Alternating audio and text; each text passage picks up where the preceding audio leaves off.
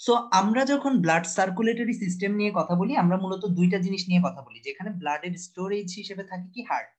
আমাদের হার্ট যেটা আছে ওটা হচ্ছে ব্লাডের স্টোরেজ। সব ধরনের ব্লাড এখানে থাকে, এখান থেকে সাপ্লাই হয় বা এখানে ফেরত আসে, ঠিক আছে।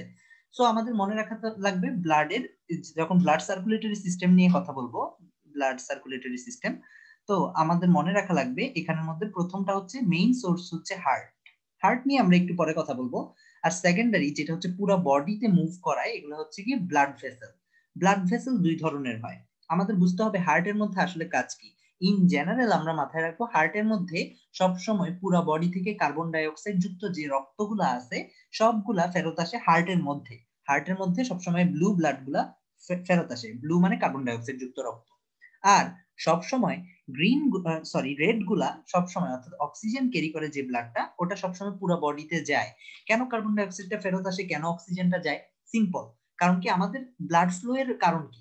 ব্লাড ফ্লো এর কারণ হচ্ছে এখানে প্রত্যেকটা সেল, আমরা যদি দেখি প্রত্যেকটা সেলের কাছে যাতে এনার্জি পৌঁছায়, প্রত্যেকটা সেলের কাছে যেন অক্সিজেন পৌঁছায়। অক্সিজেন পৌঁছানোর গুরুত্ব কি?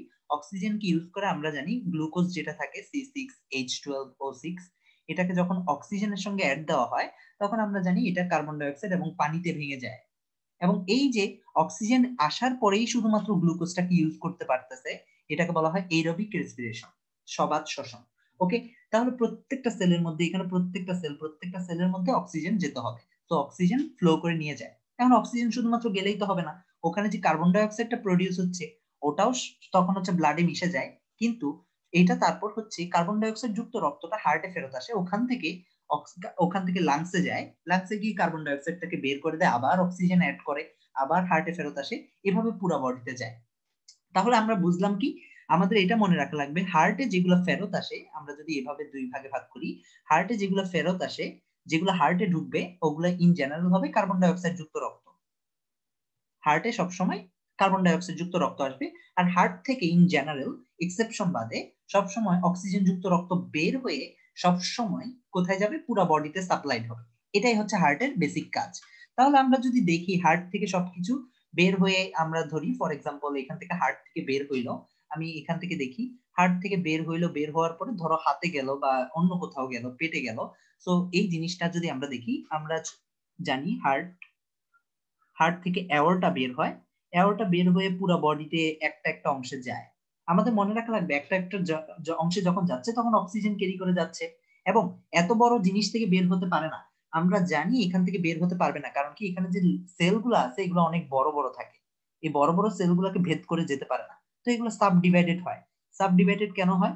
কারণ হচ্ছে কি অসংখ্য ডিভিশন হলে এগুলো আস্তে আস্তে পাতলা হতে থাকে, এবং আস্তে আস্তে যখন ঢুকতেছে, ফর এক্সাম্পল আমরা যদি লিভার নিয়ে কথা বলি, লিভারে যখন ঢুকতেছে একটা ব্লাড ভেসেল, পুরো একটা ব্লাড ভেসেল ঢুকলো, সব রক্ত এইখানে আছে, প্রত্যেকটা সেলে পৌঁছায় দিতে হবে না? প্রত্যেকটা সেলে পৌঁছানোর জন্য এগুলো হাজার হাজার অংশে ডিভাইডেড হয়ে যায়। এই যে হাজার হাজার অংশে ডিভাইডেড হচ্ছে, এটা দেখতে অনেকটা এরকম মনে হয়। মেইন ভেসেলটা কোথায় আছে? এখানে যদি তাকাই, এখানে মেইন ভেসেলটা আছে। আমরা যদি দেখি এখানের মধ্যে মেইন ভেসেলটা হচ্ছে এই অংশে থাকে। এটা ভাঙতে ভাঙতে এতগুলো অংশে ভাঙে, ঠিক আছে। আমাদের মাংস চামড়া যদি সরানো হয়, এই জিনিসটা দেখতে অনেকটা এরকম হয়। প্রত্যেকটা অর্গানের জন্য সেম। তাহলে প্রত্যেকটা অর্গানে আমরা দেখতে পাই আর্টারি ঢুকে, আর্টারি ঢুকার পরে এগুলো অসংখ্য অংশে ডিভাইডেড হয়, অসংখ্য অংশে ডিভাইডেড হবে, স্বাভাবিক।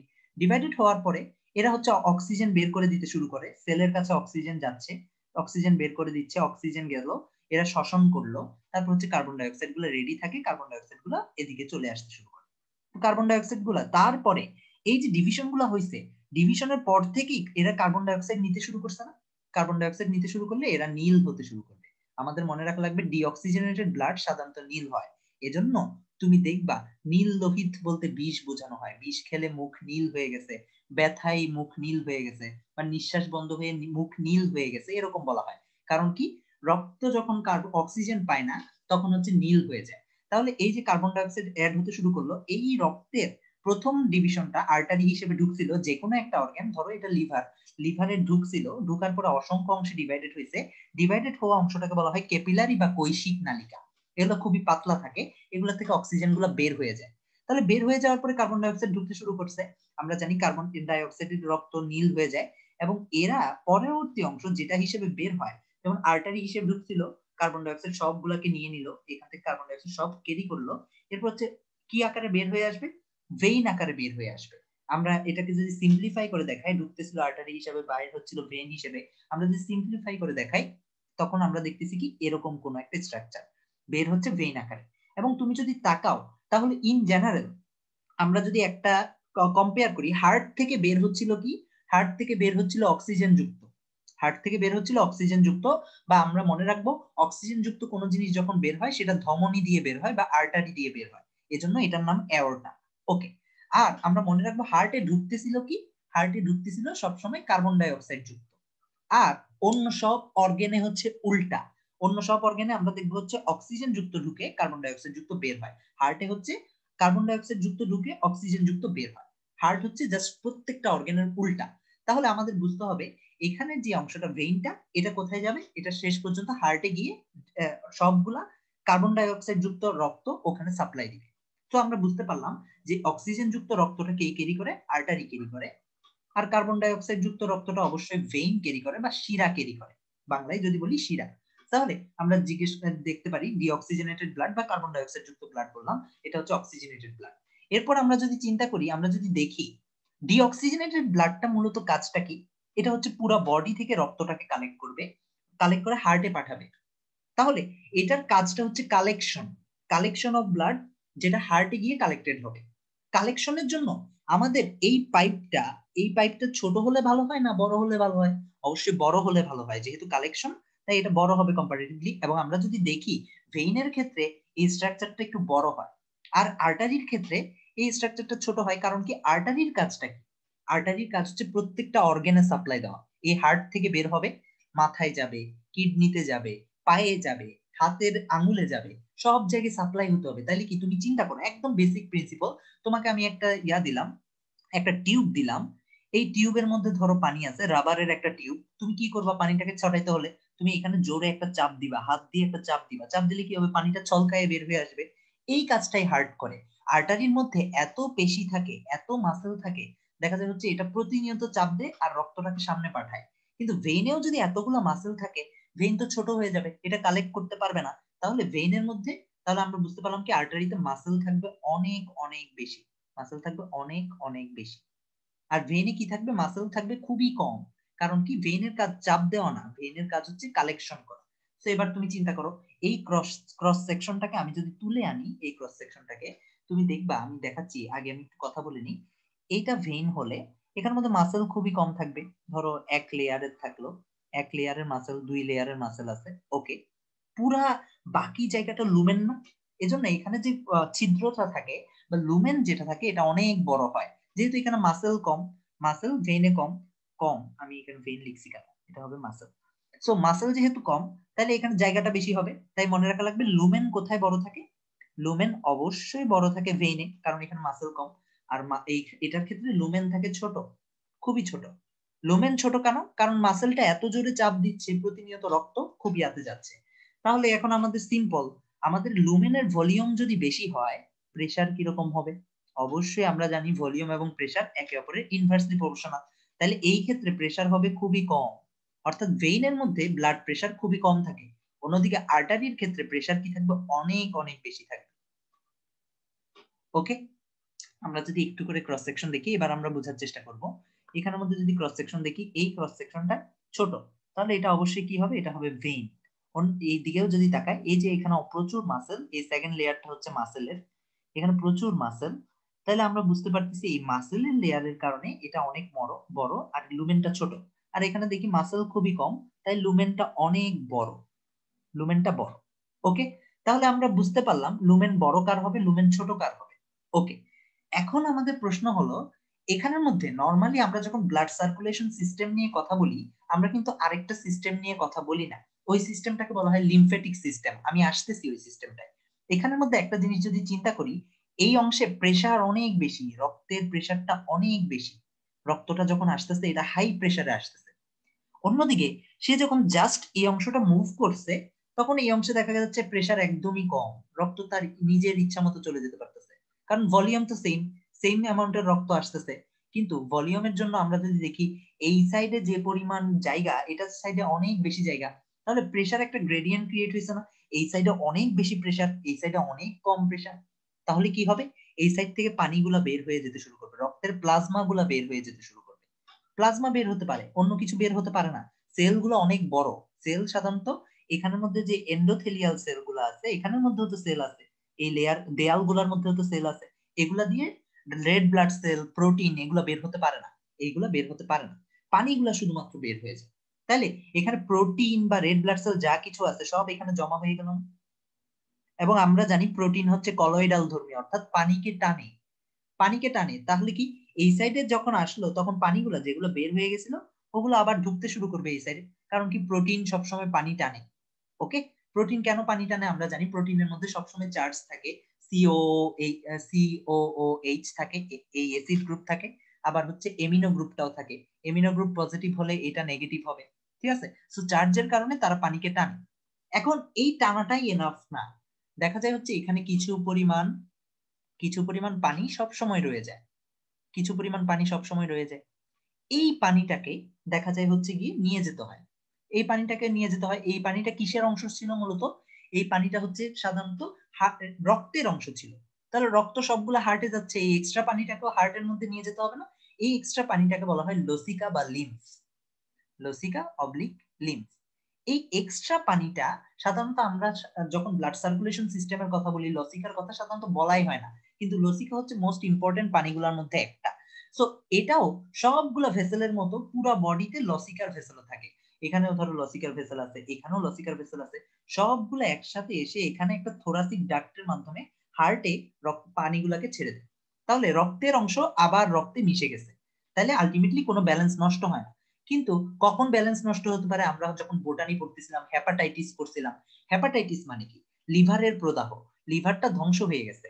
আমরা জানি, আমরা যখন চ্যাপ্টার 3 পড়তেছিলাম জুলজির, লিভারের একটা কাজ হচ্ছে প্রোটিন তৈরি করা, এমিনো অ্যাসিড দিয়ে প্রোটিন, হরমোন এগুলো তৈরি করা। তাহলে লিভার যদি ধ্বংস হয়ে যায় এই প্রোটিন গুলাও ধ্বংস হয়ে যাবে। এই প্রোটিন গুলা ধ্বংস হয়ে গেলে কি হবে, এই প্রোটিন গুলা ধ্বংস হওয়ার সাথে সাথে এই পানিটাকে টানার ক্ষমতাও ধ্বংস হয়ে যাবে। তাহলে এক্সট্রা পানিগুলা লসিকার পরিমাণ বেড়ে যাবে না, ব্লাড ভেসেলের বাইরে পানিটা জমে যাবে না। তাহলে ব্লাড ভেসেলের বাইরে জমে গেলে আমরা চিন্তা করি তো এখানে প্রত্যেকটা ব্লাড ভেসেলের বাইরে পানি জমতে শুরু করছে, তাহলে আলটিমেটলি মুখটা ফুলে যাবে না, মুখ ফুলে যেতে পারে, হাতের চামড়া ফুলে যেতে পারে, হাত ফুলে যেতে পারে, পা ফুলে যেতে পারে। তুমি দেখবা যে লিভারের ডিজিজ নিয়ে আসছে, তোমার কিডনির ডিজিজ নিয়ে আসছে, সবাই যে ফার্স্ট কাজটা করে, বাসার মধ্যে কেউ যদি থাকে পায়ের মধ্যে চাপ দিয়ে দেখে যে পায়ে পানি জমছে কিনা, এবং পানি জমলে বলে যে হ্যাঁ লিভার, হার্ট বা কোথাও সমস্যা আছে। ঠিক আছে, লিভারে সমস্যা থাকে, কারণ কি প্রোটিন নষ্ট হয়ে গেলে এই পানিটাকে টেনে নিতে পারবে না। ওকে, তাহলে আমরা দেখি, আমরা বুঝতে পারলাম এই লসিকা নালী নামে, লিম্ফ নালী নামে আরেকটা ভেসেল আছে যেগুলো হচ্ছে কি এক্সট্রা ব্লাডের বাইরে যে পানিগুলা থাকে ওগুলাকে কালেক্ট করে, এভাবে কালেক্ট করে, এবং পুরো জিনিসটা জোড়া লাগায় লাগায় আলটিমেটলি হার্টের কাছে ফেরত যায়। হার্টে গিয়ে সবগুলাকে জমা দেয়, সবগুলা পানিকে জমা দেয়, এবং হার্টে বাকি রক্তগুলা মিশে আলটিমেটলি যে অংশটা বের হয়ে গেছে ওটাও হার্টে চলে যায়। এই লিম্ফেটিক নালী বা লিম্ফেটিক ডাক্ট নিয়ে কথা বলা হয় না, কারণ কি লিম্ফেটিক ডাক্টটা সাধারণত সবকিছু ফেরত যাচ্ছে, এটা নিয়ে আমরা আগে কখনো পড়ি নাই, ক্লাস 9-10 পড়িনি। আচ্ছা সিম্পল, লিম্ফেটিক নালীতে কি থাকবে আমরা জানি, এখান থেকে কখনো ব্লাড সেল বের হয়ে আসতে পারে না, প্রোটিন কখনো বের হয়ে আসতে পারে না, তাহলে লিম্ফে সাধারণত প্রোটিন থাকে না, তারপর ছোটখাটো অ্যালবিউমিন থাকলেও থাকতে পারে। আচ্ছা, আমরা জানি এখানের মধ্যে যে সেলগুলো আছে, এগুলোর মধ্যে যে সেলগুলো আছে সেলগুলোর উপরে কি থাকে, ফসফোলিপিড বাইলেয়ার থাকে। ফসফোলিপিড বাইলেয়ার কি লিপিডকে ক্রস করতে পারে? হ্যাঁ পারে, ফসফোলিপিড লিপিড লিপিডের মধ্যে ঢুকতে পারে। তাইলে এখানের মধ্যে প্রচুর পরিমাণে লিপিড মুভ করে এসে লিম্ফে চলে আসে। এজন্যই আমরা যখন লিপিডের অ্যাবজর্পশন বা ডাইজেশন করতেছিলাম তখন দেখছিলাম যে এখানের মধ্যে থেকে লিপিডটা লসিকায় চলে আসে, যখন এটাকে বলা হয়তো লেকশিয়াল এবং কাইল বলা হতো, প্রচুর পরিমাণ লিপিড মিশে এটা সাদাটে হয়ে যেত। কারণ কি, এইটা ব্লাড থেকে মুভ করার জন্য অন্য কিছু মুভ করতে পারে না, শুধুমাত্র লিপিডই মুভ করতে পারে। সো অন্য কিছু মুভ করতে পারে না কেন, কারণ সবগুলো বড় মলিকিউল, চার্জড মলিকিউল, সব অন্য কোনো কিছু মুভ করতে পারে না, শুধুমাত্র লিপিডটাই মুভ করতে পারে। ওকে, এখন আমরা যদি দেখি এখান থেকে যে লসিকার মধ্যে কি থাকবে, নামটা যদি চেক করি এটার নাম হচ্ছে লিম্ফ, তাহলে কোন ব্লাড সেল থাকতে পারে, এখানের মধ্যে লিম্ফোসাইট থাকে, লিম্ফোসাইট থাকে, অবশ্যই লিম্ফোসাইট থাকবে, নামের সাথে মিল আছে, এই দুইটা জিনিস থাকে। আর এখানের মধ্যে যখন চর্বি মিশে তখন এটাকে বলা হয় কাইল, কারণ এটা সাদাটে হয়ে যায়। এই ছিল মোটামুটি ব্লাড সার্কুলার সিস্টেমের আউটার পার্ট। এখন আমরা দেখি ইনার পার্টটা কিরকম। এই সবগুলা গিয়ে সেন্টারে কোথায় যাবে? হার্টে যাবে। তাহলে সিম্পল, হার্টের মধ্যে কোথায় যাবে এরা? অবশ্যই হার্টের মধ্যে এরা যাবে। আমরা যদি দেখি ভেইন গুলা, আমরা এখানে দেখি ভেইন গুলা সবগুলা আসবে কোথায়? আমরা হার্টটাকে দুই ভাগে ভাগ করে ফেলছি। আমরা মনে রাখা লাগবে এই হার্টটা হচ্ছে আমাদের মিরর ইমেজ, অর্থাৎ তুমি যখন স্ক্রিনে তাকাচ্ছ তুমি আসলে তোমার সামনে কেউ দাঁড়ায় আছে তার হার্ট দেখতেছো। তার মানে তোমার যেটা ডান ওটা হবে এর ক্ষেত্রে বাম, ঠিক আছে? আর এটা কি বাম না? তোমার ক্ষেত্রে বাম না, এটা হবে ডান, এটা হবে রাইট, আর এটা হবে লেফট। যেটা তোমার লেফট এটা হবে মিরর ইমেজ। ওকে, তাহলে আমরা রাইটটাকে ধরবো হচ্ছে কার্বন ডাই অক্সাইডের জন্য ইম্পর্টেন্ট, আর লেফটটাকে ধরবো কি? অক্সিজেনের জন্য ইম্পর্টেন্ট। তাহলে আমরা দেখি এখানের মধ্যে পুরো বডি থেকে বিভিন্ন অংশে ভেইন কালেক্টেড হচ্ছিল। ধরো আর্টারি আসলো, বিভিন্ন অংশে আর্টারি আসলো, ভাঙলো, অনেক অংশে ভাঙলো, এবং ফাইনালি কালেক্টেড হলো, দেন ভেইন হলো, ভেইন হয়ে তারপর হচ্ছে জোড়া লাগলো। এভাবে পুরো অংশ থেকে ভেইন গুলো আসতেছে আসতেছে সবগুলো জমা হচ্ছে, এবং ফাইনালি বডিটাকে যদি তুমি দুই ভাগে ভাগ করো, হার্টের নিচের একটা অংশ দিয়ে ভাগ করো, হার্টের নিচের অংশ, উপরের অংশ, উপরের অংশগুলো সবগুলা ভেইন কালেক্টেড হয়ে একটা বড় ভেইন তৈরি করে, যেটাকে বলা হয় ঊর্ধ্ব মহাশিরা। মহাশিরা, শুধু শিরা না, এটা মহাশিরা। উপরে মাথা থেকে কালেক্ট করতেছে, এই জন্য ওটা উপরে ঊর্ধ্ব মহাশিরা। তুমি যদি এখানে দেখো এটা হচ্ছে ঊর্ধ্ব মহাশিরা বা সুপেরিয়র ভেনা কেভা বলা হয়। তাহলে ভেইন কি? CO2 সমৃদ্ধ রক্ত এখানে কালেক্ট করে আনবে। তাহলে বডির নিচের পার্ট থেকে, পা থেকে, পেট থেকে এরা কে নিবে? তাহলে নিচের থেকে আসতেছে ইনফেরিয়র ভেনা কেভা। ইনফেরিয়র ভেনা কেভা কোথায় এসে ওপেন করবে? রাইট অ্যাট্রিয়ামে। হার্টের চারটা ভাগ, এখান মধ্যে প্রথম ভাগটা হচ্ছে রাইট অ্যাট্রিয়াম, এখানে এসে সবগুলা কার্বন ডাই অক্সাইড যুক্ত ব্লাড আসে। এরপর সিম্পল, সিম্পল আমরা যদি এই জিনিসটা একটু বাইরে করে আঁকি, আমরা যদি দেখি হার্টের চারটা ভাগ এরকম, একটা দুইটা, এটা রাইট অ্যাট্রিয়াম, এটা রাইট ভেন্ট্রিকল, এরপর এটা হচ্ছে লেফট অ্যাট্রিয়াম, এটা লেফট ভেন্ট্রিকল। এবং আমরা দেখলাম নিচের থেকে, পুরো বডির নিচের পার্ট থেকে নিম্ন মহাশিরা আসলো, এখানে গিয়ে ওপেন করলো, আর উপর থেকে ঊর্ধ্ব মহাশিরা আসলো, এখানে এসে ওপেন করলো, এবং সবগুলা ব্লাড এখানে কালেক্টেড হইল। ঠিক আছে? এরপর এখান থেকে ব্লাডটা ভারী হওয়ার পর কিছুক্ষণ পরে এখানে ঢাকনাটা খুলে যাবে, সবগুলা ব্লাড এখানে এসে পড়বে। এখন সিম্পল, সিম্পল চিন্তা করো, এখানের মধ্যে কার্বন ডাই অক্সাইড যুক্ত ব্লাড এসে ভরে আছে, তোমার এই পাশে পাঠাতে হবে অক্সিজেন যুক্ত ব্লাড। তুমি যদি এখান থেকে এখানে পাঠিয়ে দাও, এটা কোনো সলিউশন হইলো না, কারণ কার্বন ডাই অক্সাইড যুক্ত ব্লাড এখানে আসা পড়লো, হবে না। তাহলে তোমার কার্বন ডাই অক্সাইডকে অক্সিজেন দিয়ে চেঞ্জ করতে হবে। একমাত্র চেঞ্জিং এরিয়া আছে হচ্ছে লাংস। দুইটা লাংসেই শুধুমাত্র তুমি পারো কার্বন ডাই অক্সাইডকে অক্সিজেন দিয়ে চেঞ্জ করতে। তোমার লাংস আছে হার্টের জাস্ট একটু সাইডে। তাহলে এই বরাবর তো পাঠাতে হবে রক্তটাকে, ঠিক না? তাহলে রক্তকে পাঠানোর জন্য কি লাগবে? এখান থেকে বের হবে পালমোনারি আর্টারি নাকি ভেইন? মনে রাখবা, আমরা জানি হার্ট থেকে যেটা বের হয় ওটা সবসময় আর্টারি, আমরা শুরুতেই ধরে নিছিলাম হার্ট থেকে সবসময় বের হবে আর্টারি, হার্টের ভিতর সবসময় ঢুকবে ভেইন, ঠিক না? আর অন্য সব অর্গানের ক্ষেত্রে, অন্য সব অর্গানের ভিতরে ঢুকবে আর্টারি আর বের হবে ভেইন, আর হার্ট থেকে বের হবে আর্টারি বা ঢুকবে হচ্ছে ভেইন। কিন্তু এটার ক্ষেত্রে একটু দেখো তো, এটার বের হচ্ছে, তাইলে এটার নাম হবে আর্টারি। ওকে, আর্টারি। কিন্তু হার্ট থেকে যেটা বের হয় ওটাই আর্টারি, কিন্তু আর্টারির ইন জেনারেল কাজ কি ছিল? অক্সিজেন ক্যারি করা। কিন্তু এটা একমাত্র এক্সেপশনাল আর্টারি না যেটা কার্বন ডাই অক্সাইড ক্যারি করতেছে। দ্যাটস ওয়াই আমরা যখন ডিফারেন্সটা লিখবো, এখানের মধ্যে আমরা যখন বলতেছিলাম যে আর্টারি সবসময় অক্সিজেন ক্যারি করে, এখানে আমাদের মনে রাখা লাগবে এক্সেপশন পালমোনারি আর্টারি। আর্টারি সবসময় হার্ট থেকে বের হয়, ওকে, হার্ট থেকে বের হইলো, কিন্তু পালমোনারি আর্টারি সে লাংসের কাছে যাচ্ছে কেন? কারণ তার কাছে সব অক্সিজেন যুক্ত ব্লাড, লাংসে নিয়ে গেলে lungs, sorry, carbon die oxide যুক্ত ব্লাড লাংসে নিয়ে গেলে লাংস হচ্ছে অক্সিজেন সাপ্লাই দিবে। ওকে, সিম্পল। তাহলে এখন লাংসের কাছে গেল, লাংসের কাছে যাওয়ার পরে চারপাশে ছড়ায় যাওয়ার জন্য কি হবে? এরকম অসংখ্য অংশে ডিভাইডেড হয়ে যাবে। ওকে, অসংখ্য অংশে ডিভাইডেড হয়ে গেল। অসংখ্য অংশে ডিভাইডেড হয়ে যাওয়ার পরে কি হবে? এখান থেকে কার্বন ডাই অক্সাইড গুলো বের হয়ে যাবে, এবং নিঃশ্বাসের মাধ্যমে কার্বন ডাই অক্সাইড বের হয়ে গেল। আর নিঃশ্বাসের মাধ্যমে যে অক্সিজেনটা ঢুকছিল এটা এখানের মধ্যে ঢুকে যাবে না, এবং ঢুকে যাওয়ার পরে এরা জোড়া লেগে ফাইনালি আরেকটা ভেসেল তৈরি করবে, এবং আমরা জানি এ হার্টে এসে ঢুকবে, সবসময় রাইট সাইডে এসে ঢুকবে। এখান থেকেও রাইট সাইডে এসে ঢুকলো, আমরা জটিলে গেলাম না। এখানে চারটা অংশ ঢুকলো, প্রতিটা থেকে দুইটা করে এসে ঢুকবে। তো এখানে যখন ঢুকবে, আমরা যদি দেখি এটা নর্মালি হার্টে যেটাই ঢুকে ওটাই ভেইন, হার্টে যেটাই ঢুকে ওটাই ভেইন, ওটাই ক্যারি করার কথা কার্বন ডাই অক্সাইড, কারণ সবগুলা vein carbon die oxide carry করে হার্টে ঢুকে। কিন্তু একমাত্র এক্সেপশন যেটা পালমোনারি থেকে অক্সিজেন ক্যারি করে হার্টে ঢুকতেছে, তাহলে আমরা যখন ইন জেনারেল বলি ভেইন কি হবে, ভেইন হচ্ছে তোমার কার্বন ডাই অক্সাইড ক্যারি করবে, কিন্তু এক্সেপশন কি, পালমোনারি ভেইন। পালমোনারি ভেইনটা কি হবে, পালমোনারি ভেইনটা তোমার অক্সিজেন যুক্ত ব্লাড ক্যারি করে এখানে ঢুকলো, এখানে ঢোকার পরে এটা ভারী হয়ে যাবে, এটা ভারী হওয়ার পরে এই বাল্বটা খুলে যাবে, এখান থেকে রক্তটা নিচে পড়বে, নিচে পড়ার পরে তুমি জানো হার্ট থেকে যেটা বের হয় ওটাকে কি বলা হয়, হার্ট থেকে যেটা বের হয় ওটাকে তুমি বলো হচ্ছে আর্টারি। তো এখন যে প্রথম আর্টারিটা বের হবে ওটা তো অনেক বড়, অনেক বড়, এই জন্য এটাকে বলা হয় মহাধমনী। মহাধমনীর ইংলিশ নাম হচ্ছে এওরটা, এরকম এওরটাটা বের হয়। ঠিক আছে, এখানে একটু জটিল হয়ে গেছে, আমি একটু যদি মুছে দেই এই অংশগুলা তাহলে বুঝতে ইজি হবে।